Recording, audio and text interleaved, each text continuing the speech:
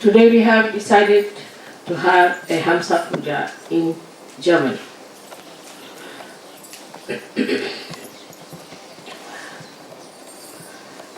We have never yet paid much attention to this center of Hamsa, which is, I think, very important for the Western world rather than for the Indian or the Eastern. The reason is, at the Hamsa Chakra, part of the Ida and Pigila come out and manifest. Means the expression of Ida Pigala is given through the Hamsa Chakra. So this Hamsa Chakra is the one that as if has not gone up to the Agya, but is holding on certain threads or certain parts of the Ida and Pigala. And they start flowing through your nose, expressing through your eyes, from your mouth and from your forehead. So you know that Vishuddhi Chakra has got 16 petals which look after the eyes, nose, throat, tongue, teeth.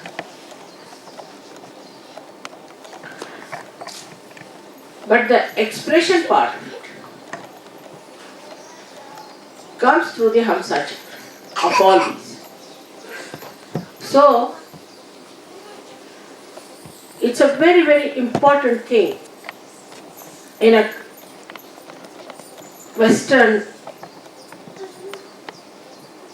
mind to understand Hamsa Chakra.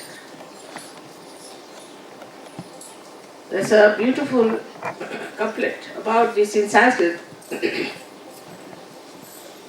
Hansa Shvetaha Pakaha Shvetaha Ko Vedo Hansa Vakayo Nirakshira Viveketu Hamsa Hansa Vakaha Vaka. Meaning the crane and the swan, both are white. And what makes the difference between the two? If you mix the water and the milk together, the Hansa will just suck in the milk. So it can discriminate between the water and the milk. While the Baka means the crane cannot. It's a very significant thing for Sahaja Yogis to understand. Discretion is to be understood very deeply within ourselves, and how we develop discretion is very important in Sahaja Yoga. But before we go to that, let us see how this discretion plays a part very much in the manifestation of our expressions outside. We are the people in the West who always try to express ourselves outside. It's very important how you look.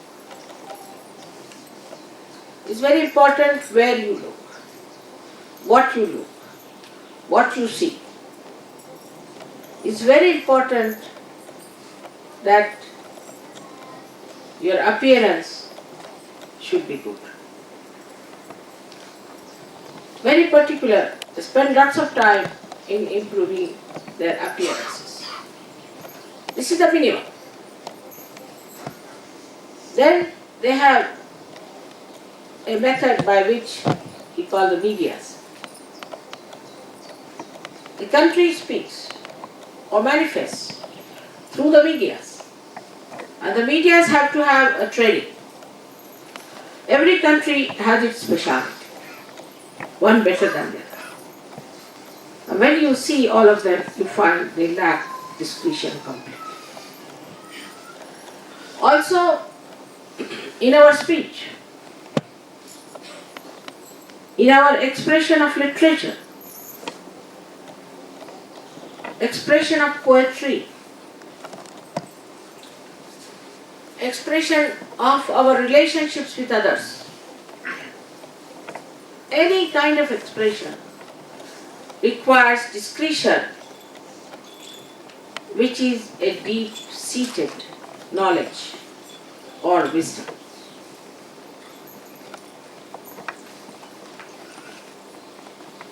If in the West people were not so much outside, they would have been much better off, I think.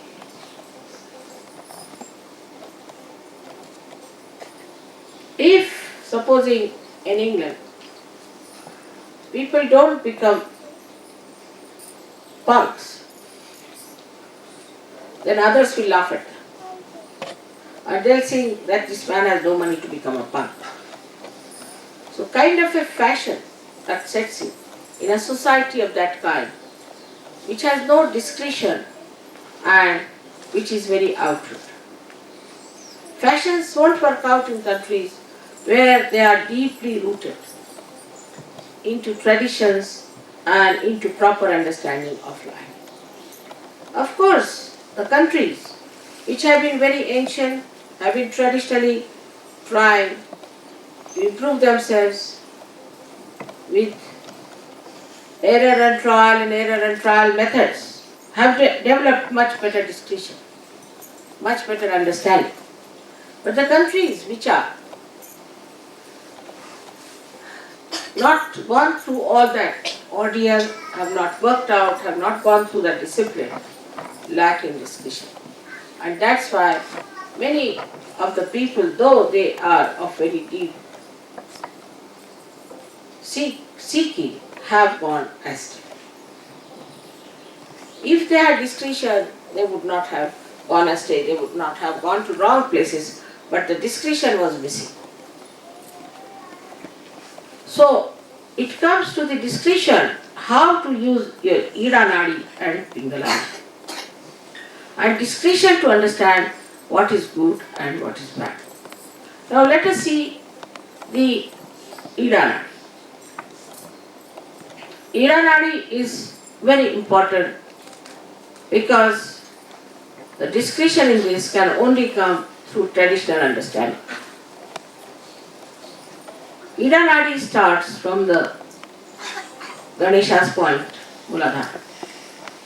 So first we miss the biggest support, the biggest help, the biggest nourishment of holiness and auspiciousness at Muladhara, if we have no discretion. We always take the thing which is detrimental to our growth and also which may destroy us, not only us but the whole country. We like people who are destructive when there is no discretion. Discretion means that you must choose the things which are good for you, which are benevolent to you, which are good for the collective, which are good for your asset. On the contrary, the people who have no discretion fall into the traps of wrong type of people, like say Freud. I mean, to an Indian Freud, nobody can believe that you can go into such a nonsensical idea. But people accepted Freud more than they could accept Christ. Because the discretion was completely missed. If they had that traditional discretion in them, they would have been saved. That traditional discretion is the thing that comes through Ida Nadi. Now that's what that people call it as conditioning. And they say that conditioning is very bad. And people should not take to conditioning. And one should be free from conditioning, which is absolutely a wrong idea. In that also there has to be discretion. What conditioning is good and what is not good has to be taken. Now, because there is no discretion about conditioning also, outright discarding all traditions, all that is coming to us through our experiences of our forefathers, everything is discarded. The history is discarded. And we say, oh no, we are beyond it. We feel free. Like I was surprised yesterday in the plane, somebody told me, I feel very free when I have no clothes upon myself. I mean, if the clothes can imprison you, then what happens to the real prisons? What will they be for you? But that sort of a funny idea comes into the head of people, and they think that we can justify all the stupidity that we follow because we lack discretion. Intelligence cannot give you discretion. It cannot give you discretion as far as the conditioning is concerned.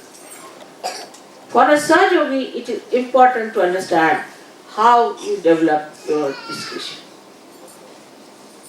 Yesterday only I gave a very beautiful talk to the ladies of Paris, or I should say ladies of France, regarding the discretion of women. The discretion of the Ida Nadi is intuition. If you develop that discretion within you through your meditative powers, you develop intuition. And intuition is nothing but is the help of the ganas which are surrounding you. If you learn to take help from the ganas, you can become very intuitive, and without much intelligence of yours, you can say the right thing.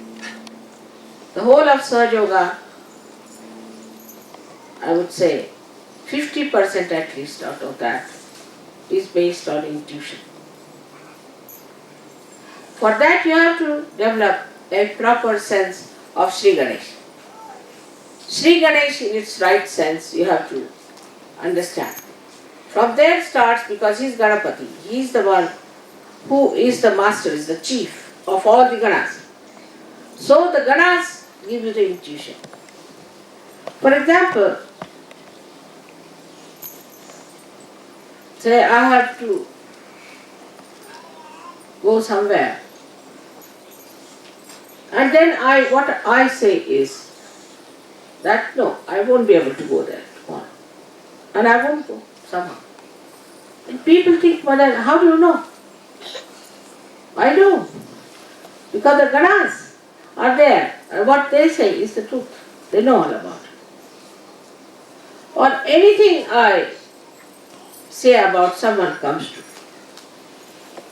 So they start asking me, how is it, Mother, you have come to know about it?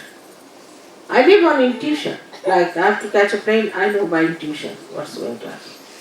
This part has to develop by worshipping Sri Ganesh. So imagine Sri Ganesha also rules a part of the Hamsa Chakra. So when we say Ham and Sa, these two are actually the Bija mantras of the Agya. But when the Agya touches the Hamsa, it starts here. That's why at the base, at the root of it is the Hamsa. And here the Hum. Hum means I am. If you are discreet, you will not take to fashions. You will not take to stupid ideas. You have your own personality. You are a Sahaja Yogi. You don't listen to people who are non-Sahaja Yogis. That is the Hum part. I am. Not the ego part. But the Hum to understand that I am a yogi and I know so many things which normally people don't know, and so I have nothing to do with them. I have not to take any lessons from them. They are not to teach me anything. There is nothing that they know. I know much more. To be aware of yourself is Hum. So that comes from the right side, I would say. The discretion of right side is Ham, and the discretion of left side is Sa. Sa means you, means you are the. In your case, you know who is the you. But for every human being, you is the divine. You are the one. This comes from the left side, is Sa. So the word Hamsa is made of two types of discretion, where to see I am and where to see you are. On these two balances, as they have shown here beautifully, the moon and the sun. In the center is the cross, which gives you the balance, which gives you the dharma. How all these things are connected, one after another, layers after layers, you can see how dharma is connected with discretion. Now, there are people who are suddenly enticed by some sort of a ritual. For example, I have seen some Sahajogis. They come to the puja and they are giving bandhan to them, like mad. On the way they'll go, they'll give bandhan. Anywhere they go bandhan, like mad. That's just conditioning. That's not discretion. That's not Sahajog. It is to be seen, is it to be given bandhan or not? In the presence of mother, there is bandhan. What is there to give bandhan to yourself? But people, when I am talking, are giving bandhan, raising their kudai. They are all mad people, I think. In the same way, there are people. Yesterday I heard there's one kind of a music record is played everywhere in the ashrams, because they can all jump like on a camel. It's a music for the camels, you see. Now, this record everybody appreciates. Why? Because they can jump like a camel. Once you start jumping like a camel, human beings can't give up. They form habits. So they like that particular music. They'll go on jumping like a camel because now they have become camels, they have to behave like camels. Now there's some music which is like a horse, like the trot, maybe gallop, anything. Now once they listen to it, suddenly they start following that rhythm. Now they become the horse, which is galloping. Now if the horse is galloping, they become horses, and they only like that galloping music. So on and so forth. Could be a donkey, could be anything. We are not animals, we are human beings. And we are we are Sahajogis. We are not dominated by any particular type of rhythm or particular type of music. Every variety we can appreciate and understand as long as it is dharmic, as long as it is balancing, as long as it is auspicious and holy. So you can see on the Hamsa how many things are judged. I think the whole of Sahaja Yoga stands on the balance of Hamsa.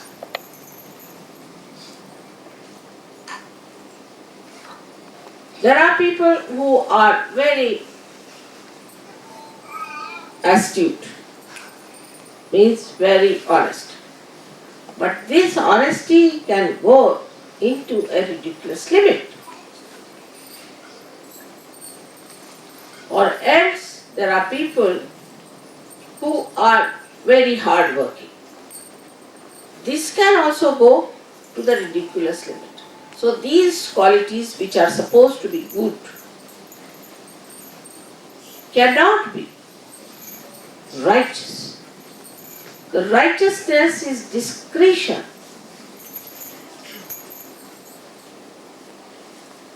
Glorified. If you have discretion, then you glorify that discretion into righteousness. Like we can say now, Christ, we can take Christ. Christ was such a discretion. When Mary Magdalene was stoned, he had nothing to do with prostitutes, It's nothing to do at all, no relationship. But he could see in discretion that these people had no business to stone her. He stood up there in his own courage. And he said that those who are not committed any sin can throw the stone at me. This is the power of his discretion, that people just felt that discretion within themselves, and they felt that in discretion, this man is a holy man, and we cannot throw stones at him. If you are discreet as Sahaja, you will make others discreet also. Others will have to be discreet and to understand.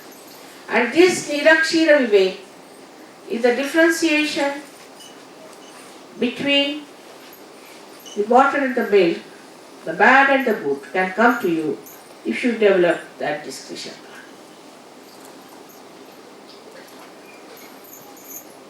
In Sahaja Yoga, at every stage, you will find people falter also with the right side in discretion. And the right side in discretion comes from the ego manifestation of people. This ego is, as I said, is hum. This ego doesn't work when it has to work. For example, I find some people went for a marriage in the church. Of course, that's wrong for surgeries. We don't believe in any human religions, you know that. Alright, you went to the church is all. But they sent a lady to London to buy Laura Ashley dresses. To buy, and I think also maybe some men must be wearing tail coats to do the wedding. Where is that ego lost? That ego that you are a surgeon was completely lost. I think they all went for hairdressing, all kinds of things they did, and they all wanted to go there as old Christians walking to the church next to the graves of stupid bishops. It's not only here. India is much worse. As far as religion is concerned, the left side, they are very, very conditioned people. And there they fail to understand what is discretion. For example, we had Gyanadeva. He was such a great incarnation, and he didn't even have shoes on his feet. And these days they are taking out a big procession of palanquin, so-called shoes in it, of Sri Gyanadeva. And thousands of people singing praise. Just here. Who can tell them that Gyanadeva had no shoes? What shoes are you carrying in the palanquin? And whichever village they go, or whatever city they go, they are fed with sumptuous food. Everybody falls at their feet. The saints have come with a palanquin, and the shoes never belong to Gyanadeva in it. So this madness goes on. Now you see all these things happening around you. In every country, in every religion, in every stupid area, you see all this happening. But you just join hands. You become one with it.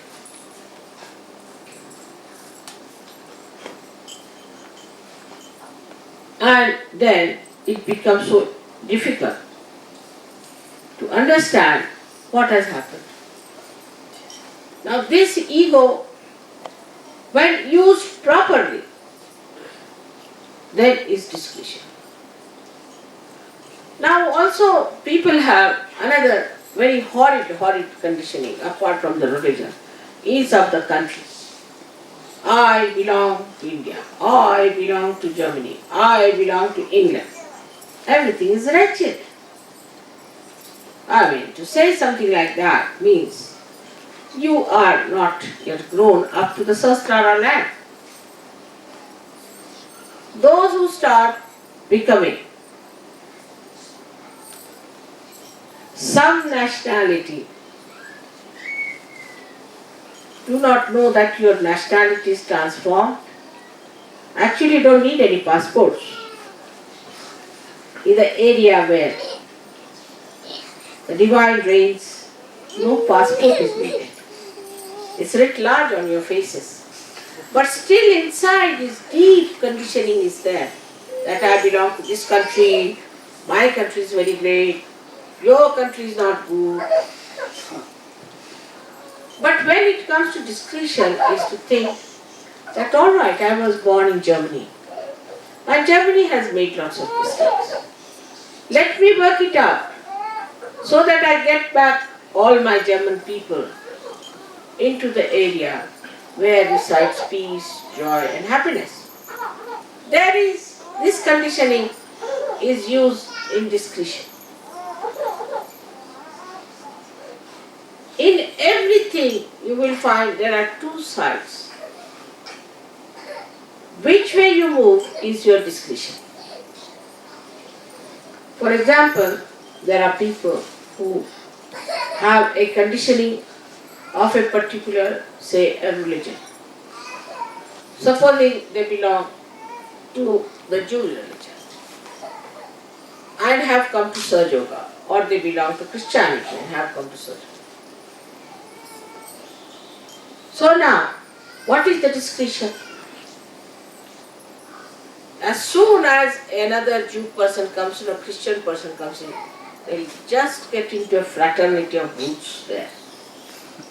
And they all become great friends, because she's Jew, I'm Jew, my father is Jew, my mother is Jew, my sister is Jew. Same with Christian, same with other community, same with any other nationality.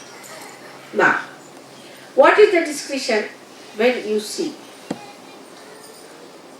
The best thing, discretion at that point, is to see what are the faults of the so-called human religions which are formed after the death of the promoters, or we can say the incarnations or the prophets who started it. This is first discretion. The second discretion is to read those scriptures and find out what is so special that these incarnations have said. For I would say, if there is a Muslim, he should go to Quran and see what's written in Quran as far as Sahaja Yoga is concerned. If it's a Christian, let him go to the Bible and find out whatever is written there as far as Sahaja Yoga is concerned, because Sahaja Yoga is the truth. And what truth is written has to be found. If such a thing is developed, then you can go further if you are brave enough and can be courageous to go and tell the people that, see, what is this nonsense you are following? It's not written, it's not done.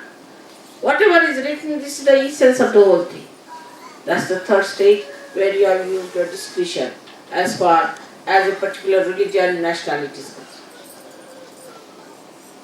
Now, when I am, say, in the West, I have to discuss the West. But when I am in India, you must hear me. Don't understand the language is good for you. You lose all respect for the Indians. I give them left and right. And tell them what's wrong with them. But here, it is important that much is wrong with us in the West. So the discretion is to see what's gone wrong with us. Where are we now? Have you got any courage or not?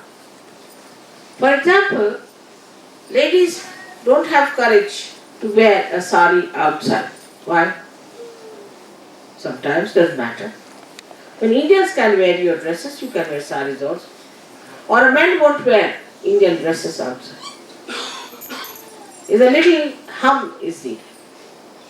They enjoy it, but they won't wear. They wear the same funny, holy pants. They can wear the punky stuff, but they can't wear something that is sensible, is good to wear. It's something that must give you the idea that we are different people. Now this red mark is very important because then you don't catch any bullets. It has to be born. In the Bible it is written that there will be a mark on their heads. But because there are so many other stupid people like Hare Rama, Hare Krishna, I don't think they wear any marks. We are frightened of the society. How to wear a mark? But supposing they say that you go about with the disheveled hair, we'll do it. Because that's allowed in the society. We are the people, we are not to be afraid of any society. We have to come out of it and we have to teach them. Whatever is good we are going to do, whether we like it or not. That's the sign of a saint.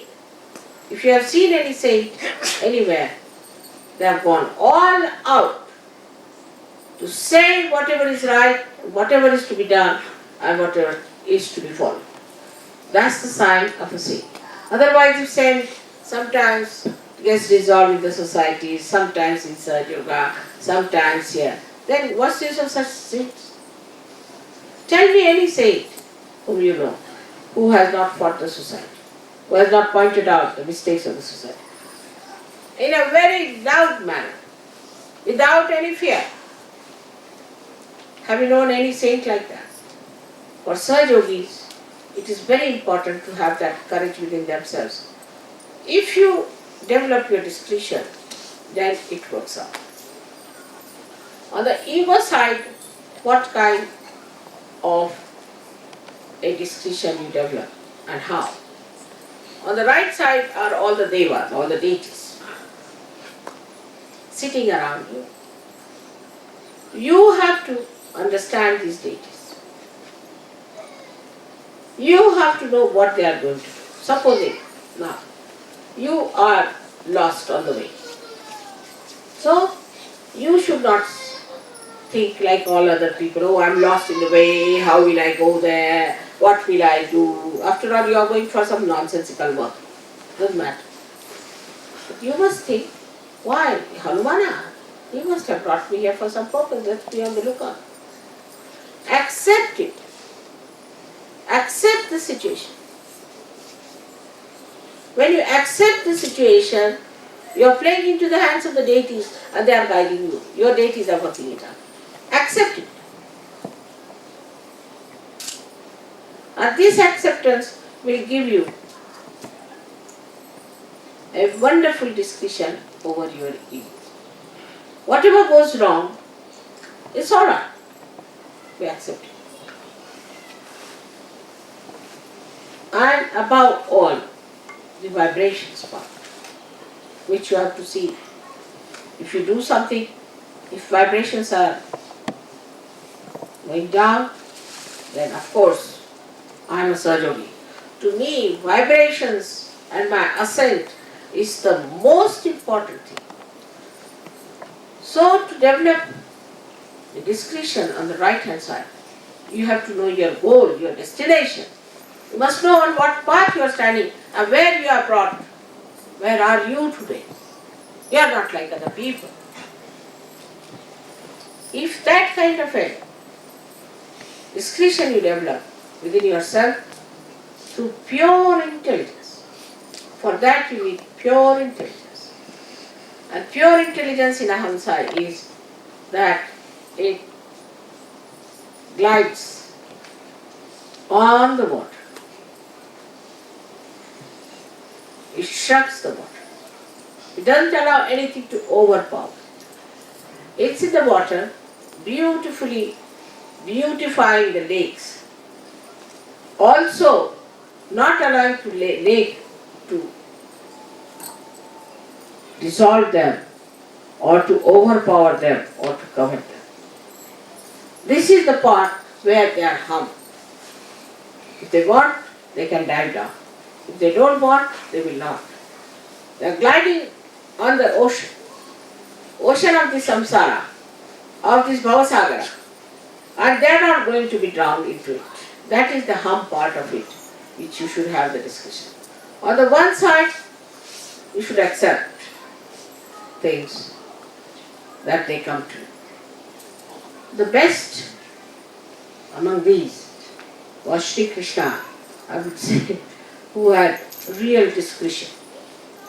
But after all, he was Sri Krishna. But his methods were so interesting of discretion that it's enjoyable to know about how he destroyed so many Rakshasas. Every time he did not use his Sudarshan Chakra, he used his discretion.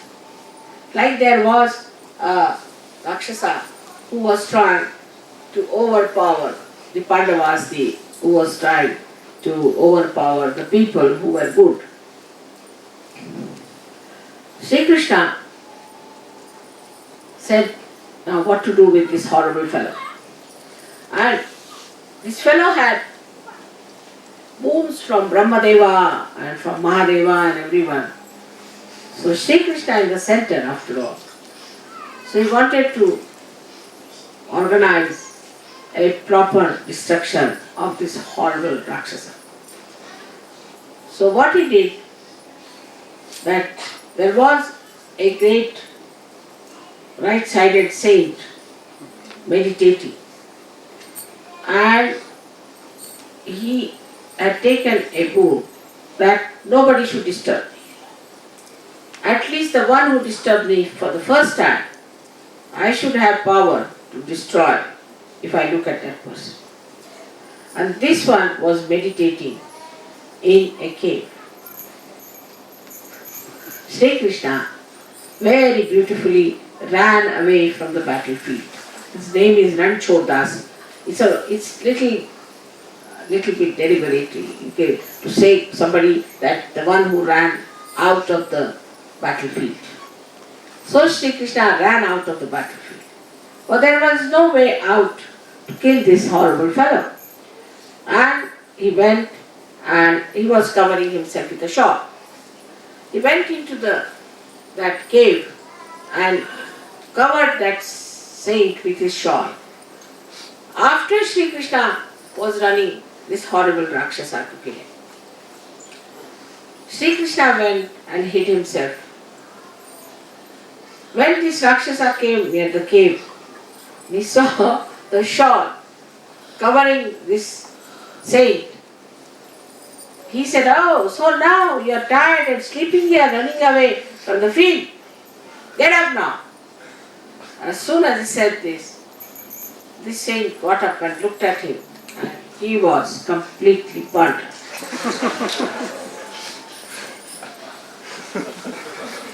So, if Sri Krishna is the Virata at his feet, or if Sri Krishna is Vitthala on his head, in between the two resides Hamsa Chakra. The discretion is very beautifully described in the life of Sri Krishna. We can call him that he had a naughty way of using his discretion. He has done so many things like that. But they create a drama. They create his Leela. Because he was Leela, that's why he could use his discretion to create a drama or play. So on one side, we have the help of Sri Krishna to give us the discretion. And on the other side, we have Christ. In between is placed is Hamsa. So we have two great incarnations within us, who are the embodiment of discretion. So one side is Sri Krishna, who is one who looks after the conditioning side of it. And the other side is Christ, who starts looking after the ego side of it. The one who says on the cross, "Oh God, forgive them because they do not know. Oh Father, forgive them for they do not know what they are doing," is the same one who takes a hunter in his hand and hits people, starts beating them because they are making money in the name of God. See the discussion. That's Jesus. Same Sri Krishna, who with his Sudarshan Chakra can kill thousands and thousands of Rakshasas, becomes the driver of Arjuna. The contrast of their behavior is the beautiful saga of their discussion. Now for a Sahaja it is important to understand that they have to work out their discussion in a manner that they develop their intuition. I would say the first thought could be the intuition. Could be that this is intuition. Try. Experiment. But going to the extremes of everything is wrong in Sahaja Yoga. You have to do everything in moderation. Like I told them to see everything through vibration. So they will put their hands, I don't know, to everything. Should I buy this sari or not? Even go beyond that. Should I buy this face powder or not? It's so ridiculous. It's so bad that ultimately you find you have become a booth and you are telling everybody that your vibrations are bad. Because your vibrations are bad. Your attention is bad. Putting your attention to nonsensical thing makes your vibrations absolutely disappear. So, with discretion, you must have common sense, practical sense.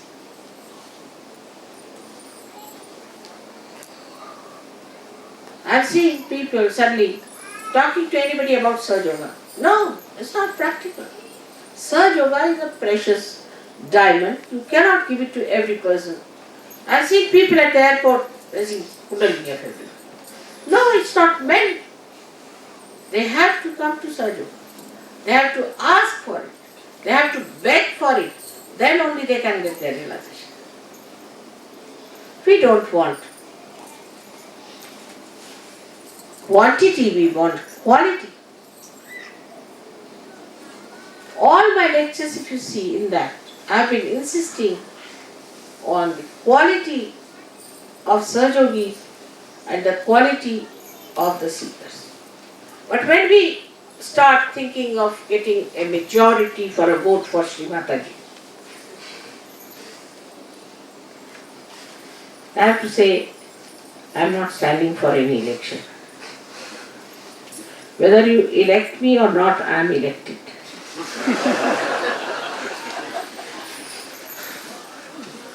You don't have to do that. I don't need many people for that. And when you fail in discussion, you find some problems develop. Now, it is for you to find out what indiscreet things you have done. Where have you gone wrong? In which way have you done a mistake? It is for you to find out. Then rectify it. Otherwise in Sahaja Yoga, there should be no problems, there should be no audience, there should be all joy and joy and joy. But the discretion should be to find out what are your weaknesses, where have you done wrong, what's gone wrong, where, in what part, and how you have failed.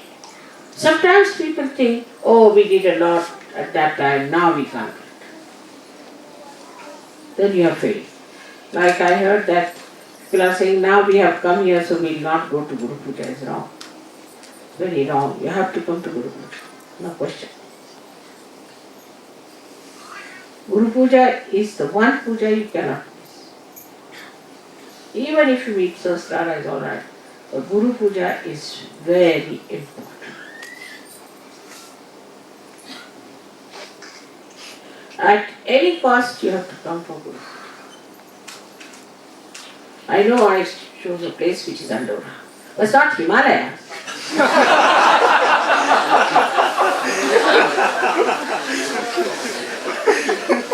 Now the Sahaja is so comfortable that we want that there should be no change of flights.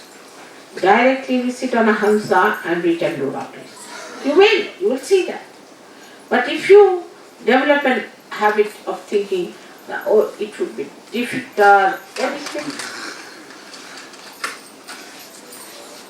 But as Mother has said, it is going to be the easiest, everything is going to work out. Once you think like that, it will work. Everything will work out. But first there should be pure desire.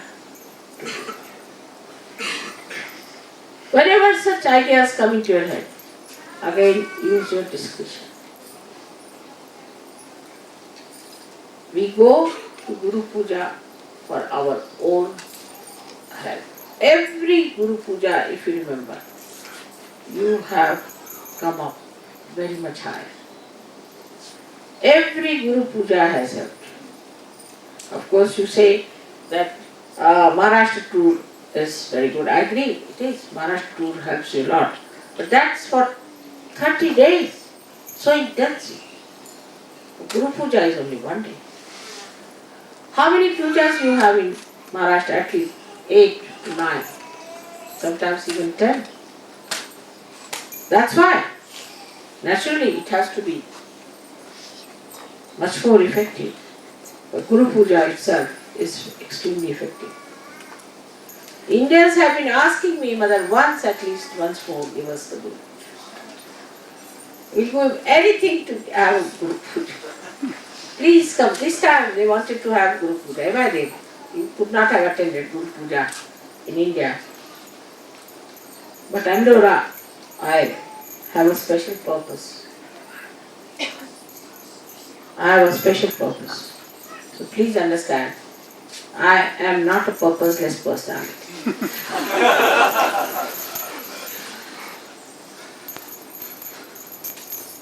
Gradually you learn how I fulfill the purpose. Yours, mine and that of Sergio. Together. How I work it out beautifully. You will understand. And I hope one day you also develop all those beautiful ways and methods of discretion by which you just do the right thing and never the wrong thing.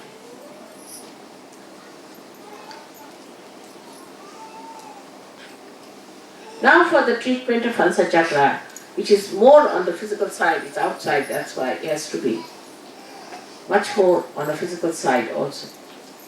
So as we have used the ghee and all that, you know very well to put the Hamsa Chakra on that. Also, for Hamsa Chakra is important not to kiss people. I think kissing must be given up. Because in kissing, you do allow the germs of another person. In Sahaja Yoga, it's alright. But once I say that, that doesn't mean you go all crazy with the kissing. No, not that. If in India you go and kiss somebody, he'll just be standing around. The more you start expressing your love by all these gestures, the less it is inside. The more you give expression now, for example, there's a method of expressing thank you. And you go and say thank you. Just a lip service. But many people in many countries don't say thank you at all. They're very grateful. Inside, gratefully inside, creates the depth that is necessary. So, to do it superficially, anything too much has to be avoided in your discussion.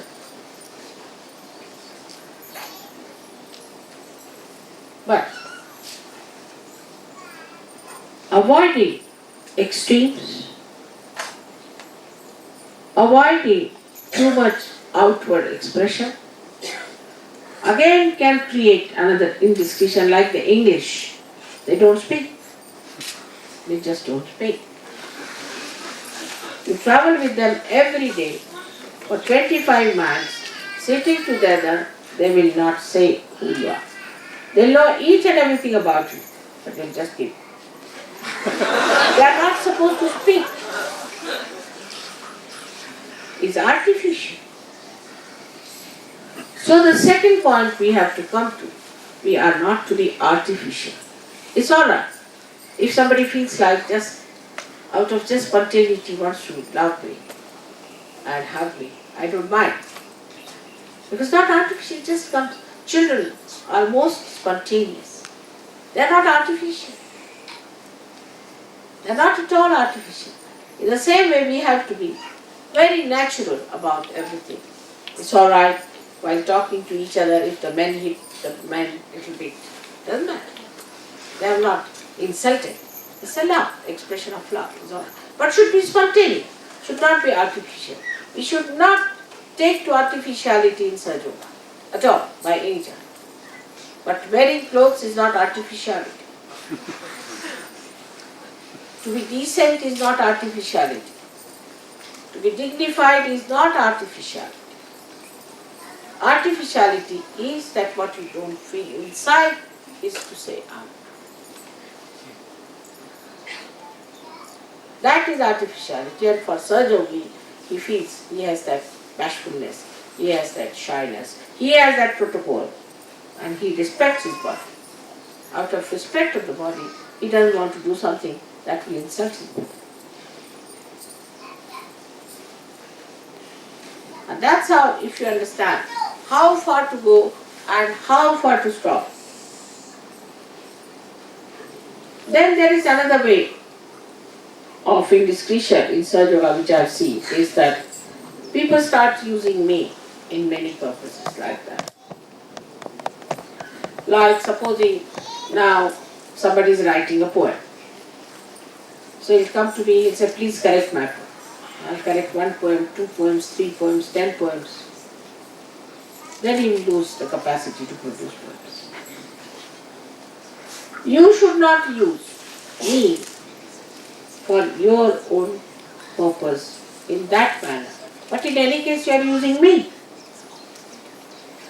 But with the understanding that Mother is all the time with me and is helping me, there's no need to come forward and jump on my time and to take my time and to bother me so that I should feel, oh God, when will I get rid of this? Or others have a thing, Mother, you must come to my house, you must take my child, you must meet my husband, he might be a drunkard. So taking attention to what you call yours is also indiscretion. Instead of that, you put your attention to me instead of taking my attention to you. It's a very delicate line, as if we are walking on a sword. It's a very, very delicate line of discretion. But once you know, as a state within yourself, you are discreet. You cannot be indiscreet even if you want to. And that is what is the ascent part. So once you come out of this chakra and pass through your agya, you enter into sastara where you have to be discreet. Whatever then comes out from there blessed, whatever expression comes out blessed from the sastara is all discreet and beautiful. Some people have a habit of dominating me also. Like I am talking, they talk in between.